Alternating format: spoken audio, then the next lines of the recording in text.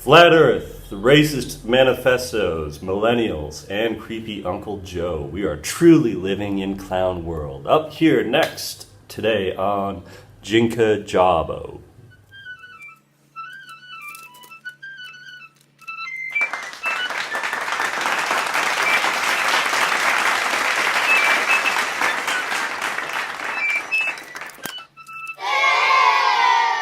So I think today I'll start with a fun topic because we do have some serious stuff to get to later. I wanted to talk about my generation, the generation of millennials.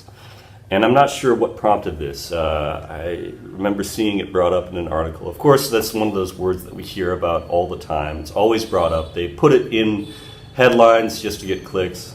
And millennials being the generation that was born between the years 1981 and I guess 2001 is when they stopped counting.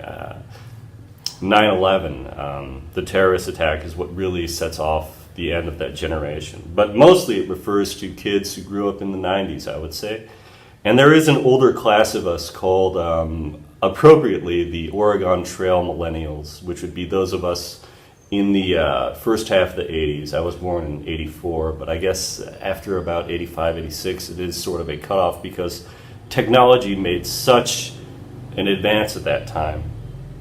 Now, I do remember when I was in kindergarten, I guess I was 5 years old or 6 years old, 1989, and going to see a computer for the first time. Of course, we had TVs and everything, those big tube TVs. We always had one of those, which almost felt like a family member. It was so important, so central in the home back in those days. But this was the first time I saw a computer, and just like the old tube TVs, it had a big box screen and everything. And we had these big floppy disks that we had to put in. And I remember the first time we played Oregon Trail, and this is before I'd ever played Nintendo or anything like that. Of course, I knew what those things were, but we didn't have them. And so seeing this game, even though it was an educational game, playing it in the computer lab just blew my mind. And I remember coming home from school that day and telling my parents, yeah, I was on a computer today. I got to play with a computer. And it also reminds me that when I was a kid, and we'd learn the multiplication tables, and I still know a few of them. I don't know, I have to pause to count, to multiply things sometimes. But the teachers would always say, well, you have to learn this because when you're an adult, you won't have a calculator everywhere you go. When quite the opposite has become true. We all now always have calculators. And now even, I admit it's made me lazy, even something that I should know, should be able to count in my head. I often just type into Google and it gives me the answer right away. Millennials as a generation, we think of the baby boomers and we give them lots of crap, and we give millennials lots of crap for being sensitive. But we think of the baby boomers. They had the sexual revolution. They had lots of prosperity. They were able to pay things off. They were able to afford houses. If you look at the just the astronomical inflation of prices for housing, for education, compared to earnings, which have stayed more or less level, it's very frightening. It's very daunting to be a millennial in this economy. And I remember when I was graduating college more than 10 years ago now, it was right before Obama took office, and there was that great economic crisis, and everyone was short on money, and everyone was saving money. And that's really when I began my journeys overseas. And so in the last 10 years or so, I've had a few jobs. And I believe I filed taxes at least once or twice. I haven't really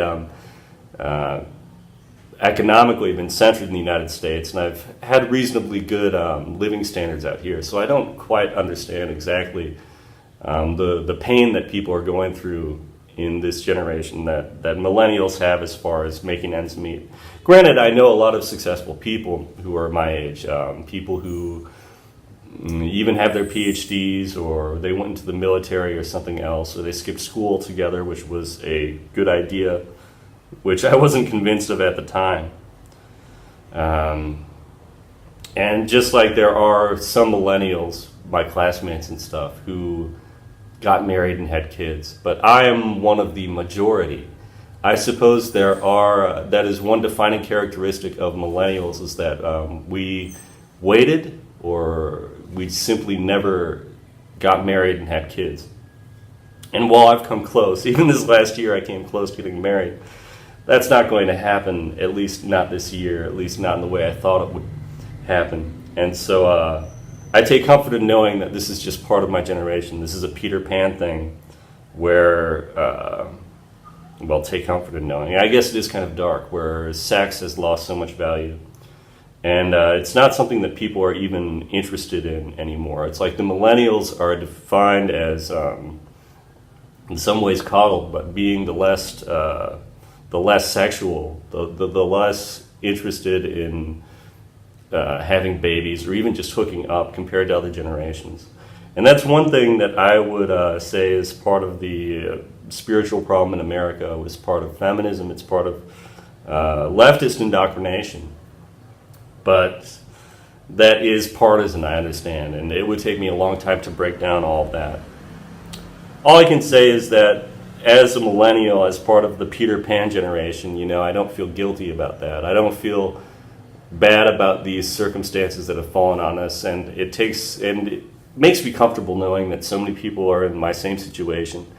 That you know, even in my 30s, there's still places I can go where you know, I can just play Super Mario Brothers 3 or Mario Kart or something and just hang out with people who, like me, just live on their own and have their own thing, their own hobbies and interests, and that's sort of what keeps us going.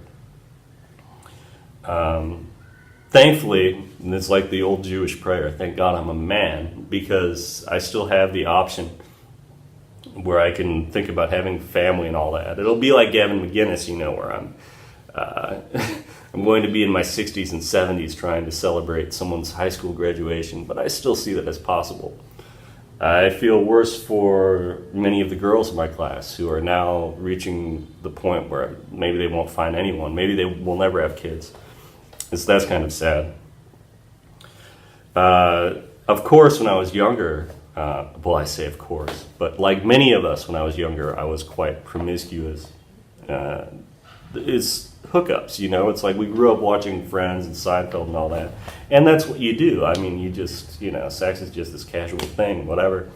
We didn't realize it at the time, but just like Stefan Molyneux on Freedom in Radio, he says it's like Velcro, you know, oxytocin, too much hooking up, too much connection, and it kind of leaves us harder to bond. It makes it more difficult. It makes our edges a lot rougher, or a lot, well, what is the proper analogy for Velcro? It makes us less effective. And so breaking away from that and looking for spiritual hopes and trying to redefine ourselves and realizing that as a generation, millennials, we are just about at the cusp of becoming mature, and it's taken us into our 30s to reach that point. That said, I still love Oregon Trail. I'd love to play that again someday. I remember when we were kids, especially the boys, you would spend all the money on just bullets and make it a hunting game. You didn't really care about getting to Oregon.